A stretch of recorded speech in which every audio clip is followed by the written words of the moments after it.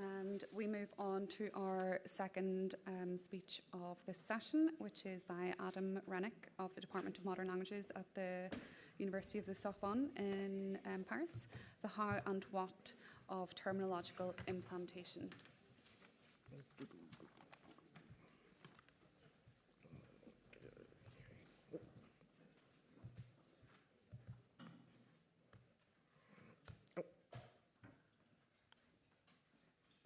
Aha.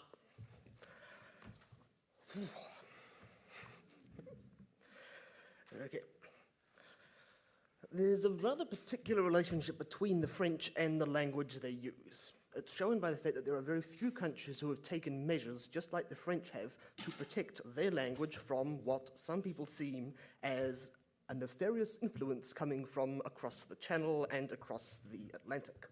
One element of this French will to protect their language is embodied in the creation of terminology commissions, which started back in the 1970s. These commissions had a goal of, notably, proposing terms to replace undesirable foreign borrowings, wonder what those are, and of providing designations for new concepts. Even though this has been done in France since the 1970s, and continues to this very day, there's been very few studies of whether or not this actually works. Do people actually use the terms that are recommended? Or are these commissions working to try and do what Samuel Johnson described in his dictionary as being an attempt to lash the wind and to enchain syllables as being entirely futile? We don't really have an answer to that in the French case, but there are some data points that we can get from other research carried out elsewhere.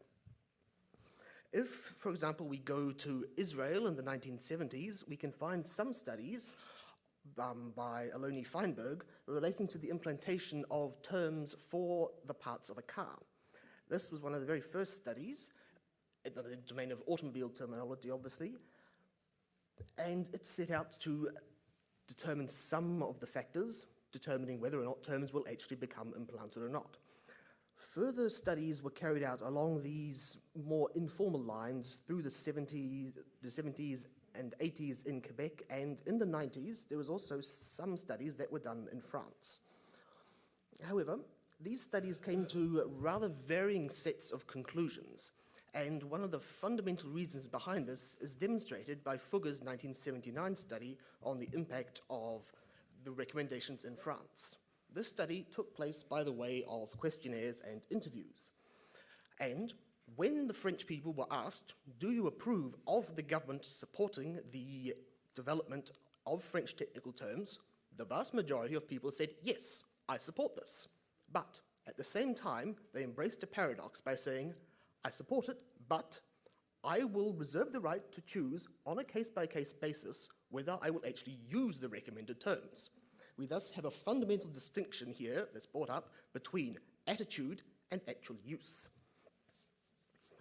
This sort of question was one that was raised by Quirion in his 2000 and 2003 works, developing a model that would let us judge objectively whether or not terms are actually used. This attitude-use distinction was one distinction that he brought up. Another fundamental question was, do these studies actually bring statistics? Because if we don't have statistics, how can we reliably compare between one study down here, one study down here?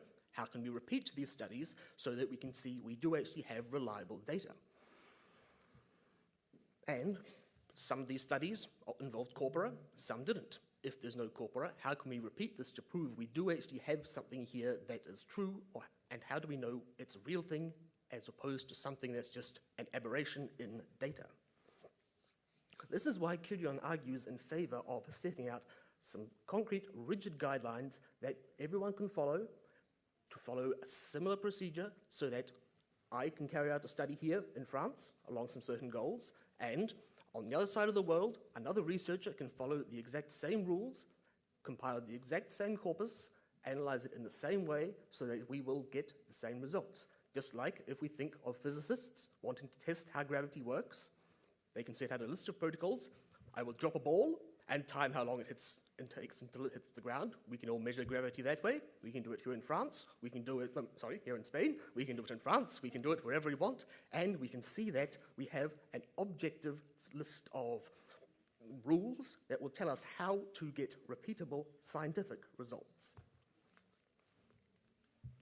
Curion's study has been adopted to a greater or lesser extent by some 24 studies since its publication in 2000, and later in 2003 when it was also published in English. The studies that follow this method vary from Basque to Catalan. French is spoken in French and in Quebec, as well as Italian and Turkish. But as we can see, these are not all the language that is spoken in the world, and the number of domains where such analyses have been carried out is again far from encompassing the entirety of human endeavor. So we can see there are many places we can go and do implantation studies. But implantation, what actually is it? How embedded does a term have to be in usage for us to say, this term is implanted, whereas this one isn't? Option number one is to say, this term is used 96 times, therefore it's implanted. That's not terribly useful because we have no context whatsoever. That's why Curion recommends that we use a relative scale. For example, we can say concept number 4 on the right-hand side of your screen. If we have two terms denoting this one concept, and one term is used 92% of the time, we have a very good statistical indication that most of the time this term is used, so we can say that term that's used 92% of the time is very well implanted. The one that's used 8% of the time, not very well implanted.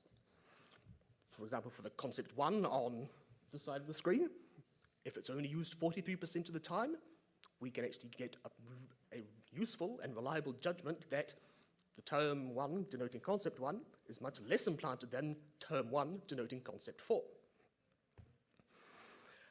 This is what Curion calls the Implantation Coefficient, or IC. However, even though it's incredibly useful in telling us the extent to which one term is used relative to another, it has two fundamental problems. The first is relating to the way that we compile corpora and the fact that we have texts in corpora which are written by authors, and the second is a question relating to the frequency at which authors evoke certain concepts. Instinct comes in here at the very start, because it tells us that if we have a term that's used in just one text, and we have another term that's used in a great number of texts, we have an indication here that the term that's used in a huge number of texts is more implanted than a term that appears in just one text.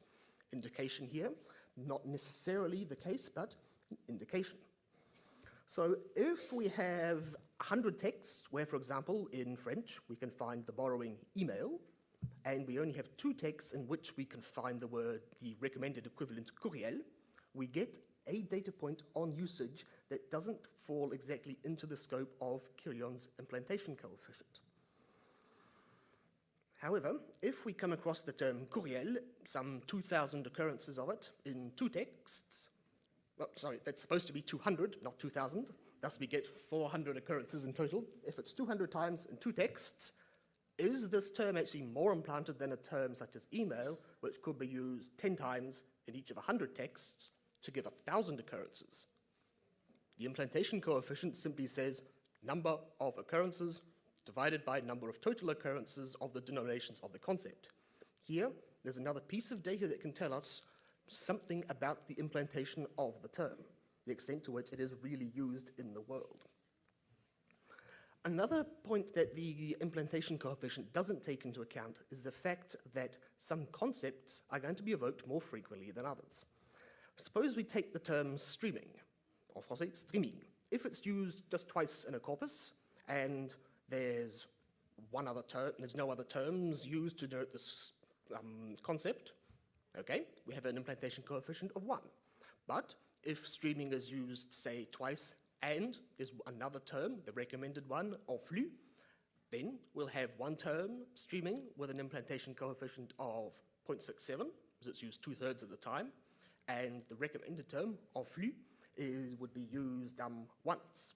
We thus have data here that are very, very susceptible to chance.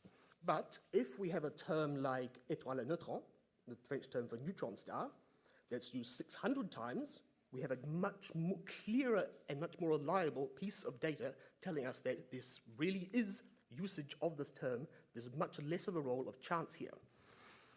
If, for example, another term, a competing term where we take out the preposition a, or change it to de, étoile de neutron, if that term appears once, again, it's not actually going to change our implantation coefficient from 1 to 0.99, because if we're only using the two significant figures, it's another point that this term is not going to be reflected in the overall analysis by the use of an implantation coefficient.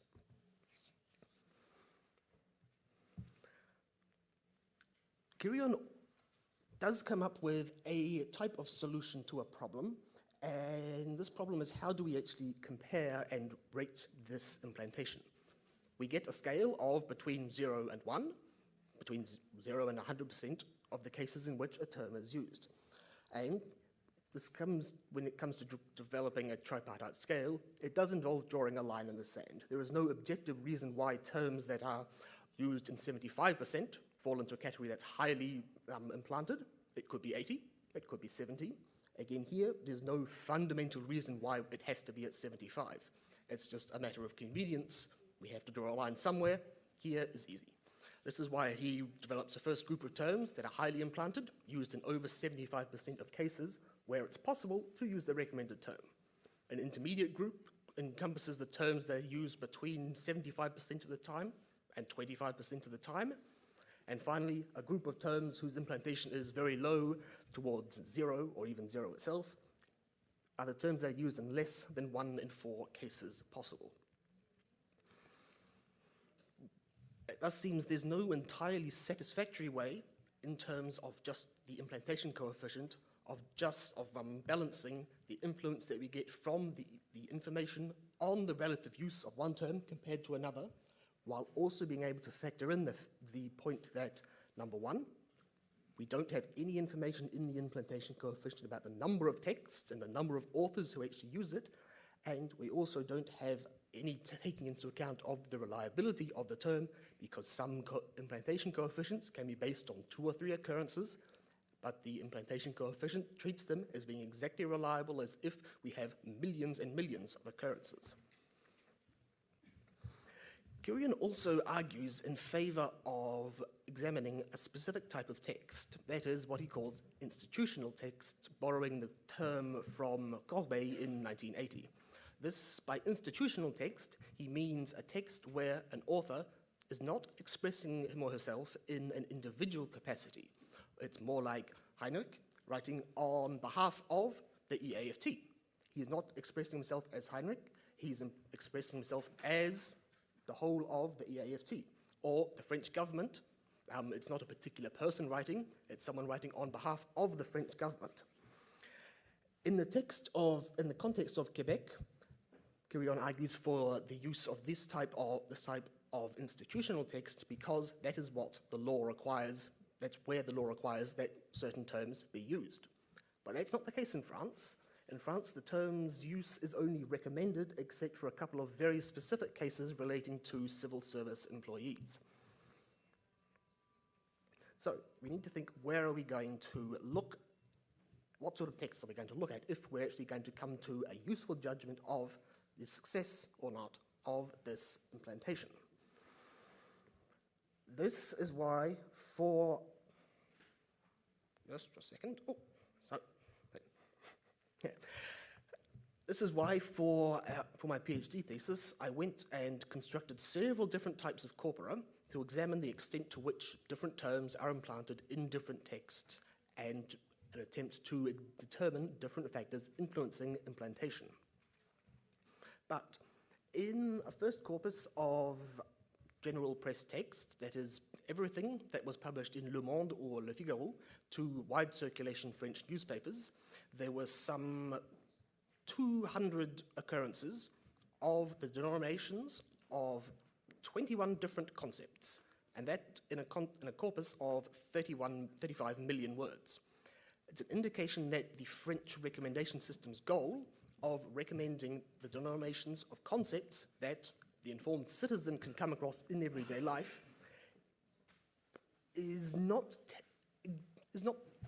probably the best goal to set, because in this case, the average person is likely to come across a general circulation newspaper in everyday life.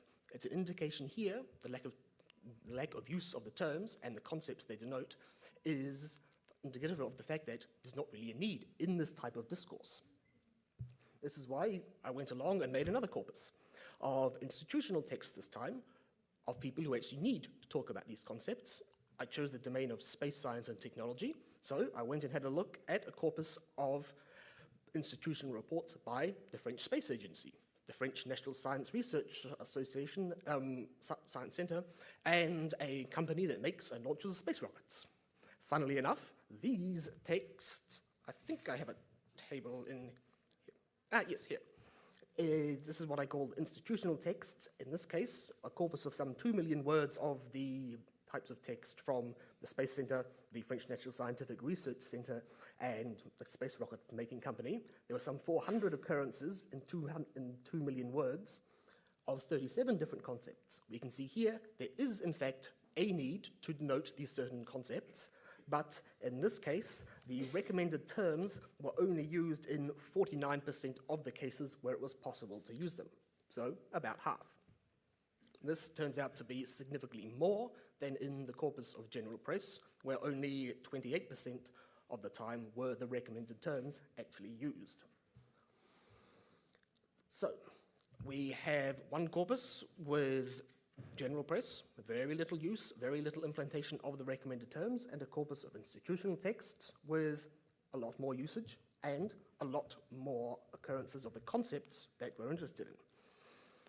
So, what does it mean in France to examine the implantation of terms in the context of recommendations of terms that the informed citizen it's possible the informed citizen will come across? Popular science magazines provide an interesting answer to this, because in this corpus of 10 million words of popular science magazines analogous to Scientific American and New Scientist, for example, there were some 2,000 occurrences of the denominations of 71 different concepts.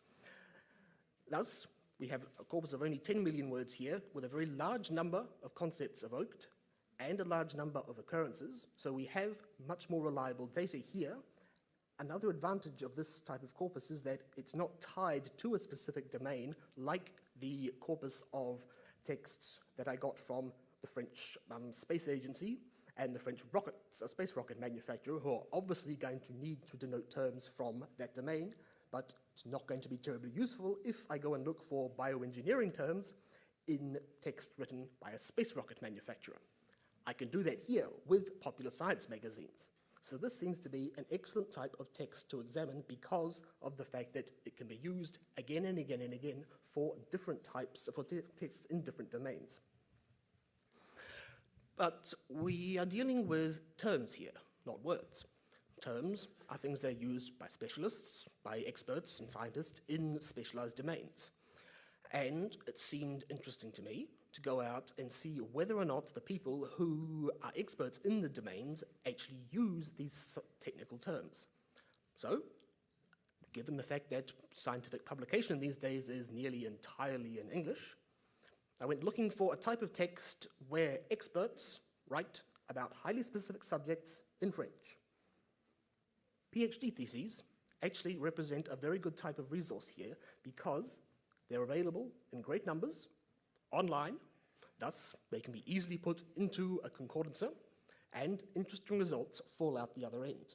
Notably that in this corpus of 20 million words of some 360 PhD theses, which were, according to Curion's requirements, delimited according to objective means, do any of the terms or competing designations appear in the title or abstract of the text?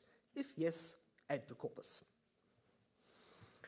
In this corpus, there were some 6,000 occurrences amongst the 20 million words, but the interesting thing here is that there are 73 concepts that are evoked. So there's only 2 more concepts evoked here than in a corpus of popular science magazines, And as we saw before, the popular science magazines have the massive advantage of being able to be used again and again and again in different domains when we want to examine the implantation of terms.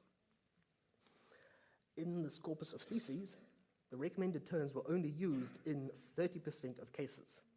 This is, I believe, quite interesting because suppose a scientist makes some sort of breakthrough. This is a thing that can appear in the news. It can lead to people publishing articles in popular science magazines where this scientist could be quoted, and this can act, the scientist here can act as a manner of dissemination of a specific term, and if researchers in the early stages of their career, their PhD students, are people who are in 70% of the cases not using recommended terms, it's an indication that there's a distinction that the researchers are making in their work.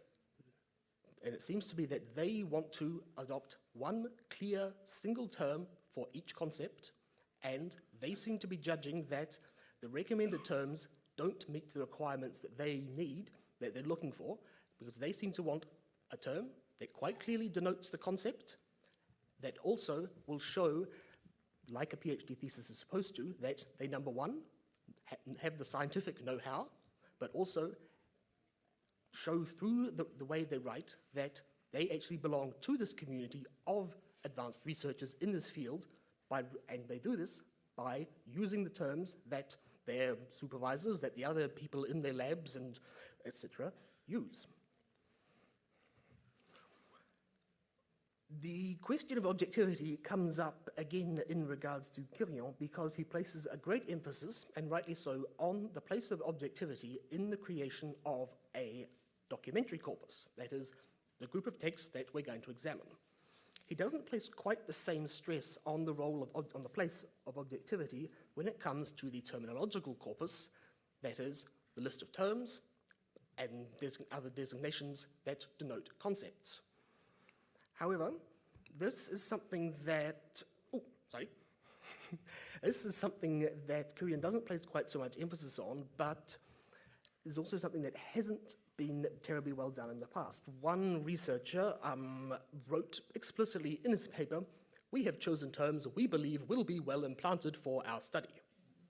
That's not exactly an objective criterion to use, because I, being another researcher, might judge a different number of terms will be well implanted.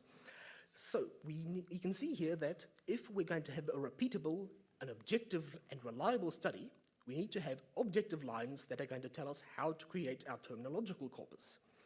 In this case, it's quite easy. I took all the terms that were published between one date and another, because there were simply too many to analyze. In the case of one thesis, I couldn't examine the implantation of 700 terms in 4 years, when it took me 4 years to examine the implantation of 200. You can see there are practical elements that mean that there have to be limits, but if these limits are placed objectively, can someone else go and repeat the study that I did? Yes, they can, because they can take all the terms that were recommended between 2008 and 2015, examine the same corpus along the same lines, the same results will fall out the other end of the process. When it comes to other places we can look for information on the implantation of terms, Quirion maintains that general purpose dictionaries shouldn't be consulted because of the fact that general purpose dictionaries seek to reflect the general language rather than specialized language, which is what terms fall into, and also because of questions of editorial biases. He remains silent, however, on whether or not we should or should not consult specialized dictionaries, lexicons, and vocabularies tied to a highly specific domain. However, if we look at generalist dictionaries, we can still find interesting results, because if the recommended term to replace streaming is diffusion en flux, we can look in generalist dictionaries, because this is a concept that it's been shown that there is a need for people to denote this. If you go around listening to people talk in France, you will hear them saying streaming a lot. If we see the word streaming appear in a dictionary, we have an indication that we have a competing term used in a dictionary. Even if it's a general purpose dictionary, we have another data point telling us something about the implantation of these terms. We can also see whether or not the recommended terms are present. Are they competing terms present? Which ones are the head words? Do any of the dictionaries, be they specialized or not, tell us that this is a recommended term? Do any of the dictionaries, lexicons, or vocabularies carry any normative remarks, such as this term shouldn't be used? However, this is something that Kyrion doesn't address in his thesis, and it leaves out some very useful pieces of information that can tell us whether or not recommended terms are actually implanted in use. Are they really being used in the world? That slide shouldn't be there. But when it comes down to it, we've got several different types of information here. We've got implantation coefficient, which is useful, but there are problems with it. We've got dictionaries as well that give us more data points. But even though it gives us some sort of new world Gordian knot, there doesn't seem to be an easy way to take account of all these disparate pieces of data that give us overall a much more reliable summation of all the information that tell us whether or not a term is actually implanted or not. Thank you.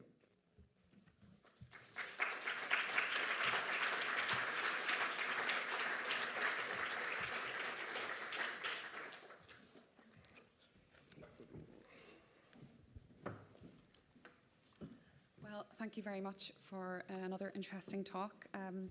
I have to say, I did, at one point when you said it was difficult to find academic texts at PhD level in French, I thought, if you have problems in French, what are the chances that the rest of us in minority language situations can repeat this?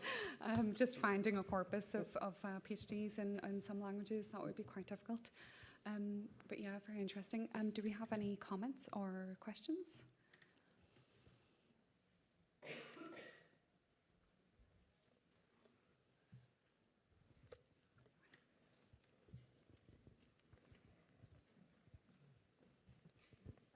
Have you maybe looked at the composition of those commissions in France that, let's say, make up those French terms as replacements for, let's say, American or English terms? Yep. I have had a very close look at the composition of the terms. There seems nonetheless to be I wouldn't call it a disconnect, but it's almost a disconnect because the work is started by a group of specialists in the domain who will provide what, through a series of meetings, they will choose as their definition and their term and the appropriate related terms. The problem that comes in is that this text developed by specialists is then passed to a group of generalists who have essentially veto power over what is actually going to be recommended, and then that list, which can already have been vetoed and modified, is passed to another group of non-specialists who again have veto power of whether or not a certain word is appropriate, whether or not something can be changed or not. The point is that this can happen at two different levels separated from the expert, which means that what ends up getting recommended is subject to a reasonably large bias by people who aren't the ones who actually demonstrate in their discourse an actual need to denote the terms in question. So there's definitely a very important influence, that's a very major influence by non-specialists in this case, which essentially moves the terms away from the ones that are actually used in the texts for real.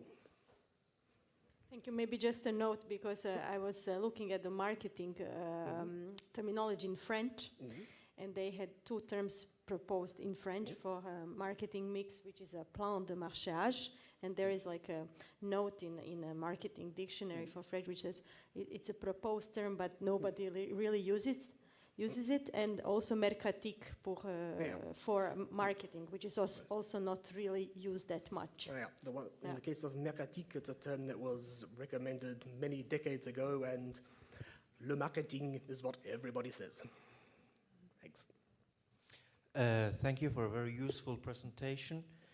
I have a question regarding the what you call the implantation coefficient, the IC. I didn't catch whether it takes into account the distribution of a certain term across different texts or also within a text, because there's sometimes, I mean, you can have a certain frequency spread across different texts, and how can you compare that with a certain term which has low, not many used in many different texts, but high occurrence in one text, for example? The implantation coefficient, as Kirion describes it, is something that he describes as being used to analyze an entire corpus, but it is possible, obviously, to apply it to the level of a specific document if your corpus limits itself to being one document. There's no real mention of the influence of whether or not one occurrence of a term and 0 occurrences of a competing term is any more reliable than 1 million occurrences versus 10 million occurrences. There's no reference to specific numbers, simply the fact that we need relative usage rather than absolute.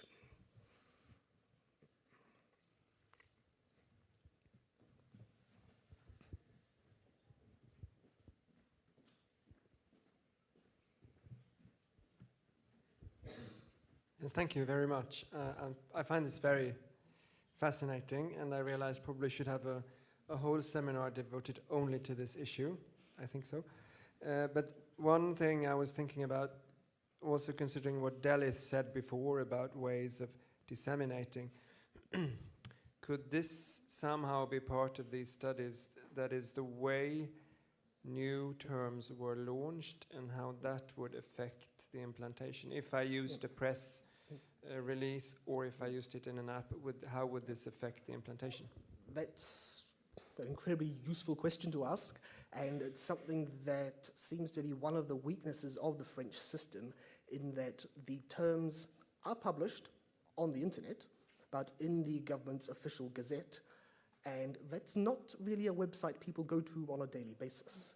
So there is, I personally believe, an awful lot more that could be done to disseminate the terms, but the problem is that most of the time, when a term gets the status of being recommended, the horse has already bolted, because a certain usage of an existing term will already be out there, and once a term is in place, it is very difficult to push it out of the way and get a new term in its place. It's almost though we need all the stars to align for a term to be able to actually replace another one. So how terms are disseminated is incredibly important. I was more looking at what the very last stage of Augier's model that we saw before, implantation. I chose to just look at one part of that model. There are 5 others that I couldn't do because you can't do everything in a thesis.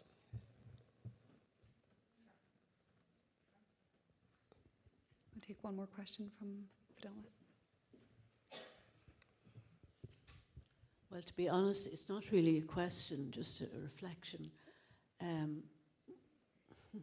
We're kind of dogged with these problems in Ireland because, on the one hand, there's a general kind of well-meaning attitude to the language, to the Irish language, and on the other hand, there is a not very well-meaning or well-received attitude towards those people up in Dublin on that committee.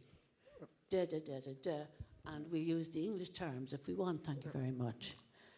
And more recently I came across a comment or a description of, a very famous Irish writer who was involved in a standardization process back in the 50s.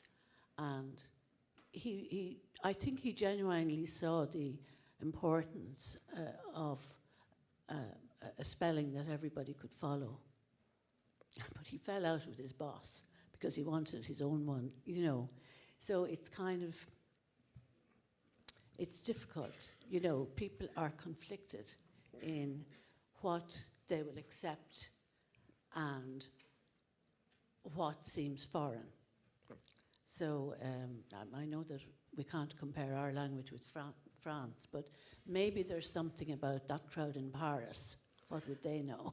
There's a sort of anecdote that can address what you raised. I've been faced with the question every PhD student is faced with. People asking you, what's your thesis on? I've come to explain it by means of explain what my thesis is on by giving them a concrete example. There is the ubiquitous Wi-Fi. Everyone knows what Wi-Fi is, even if it is in no way a real French word. It doesn't come from Greco-Latin stock, it comes from elsewhere.